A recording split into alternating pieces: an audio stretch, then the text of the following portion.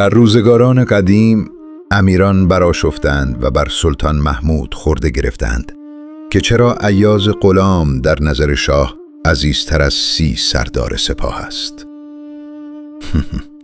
سلطان لبخندی زد و به کاروانی که چون خطی تیره در افق صحرا می‌گذشت اشاره کرد. نخستین امیر را تاخت فرستاد تا بداند کاروان از کجاست. امیر رفت و بازگشت.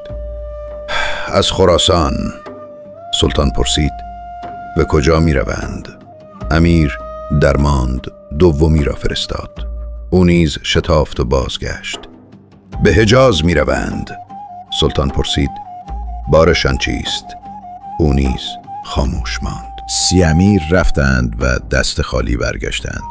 هر کدام تنها پاره ای از حقیقت را در دست داشتند. آنگاه سلطان به ایاز اشاره کرد. ایاز رفت و پس از دمی بازگشت و گفت کاروان از خراسان به حجاز می رود. 180 بازرگان دارد و بارشان ابریشم و پسته است. سلطان رو به امیران شرمسار کرد و گفت شما 30 بار رفتید و نیمی از خبر را آوردید. او 1 بار رفت و تمام حقیقت را یافت. عزت مرد در گرو دقت اوست، نه قدمت او.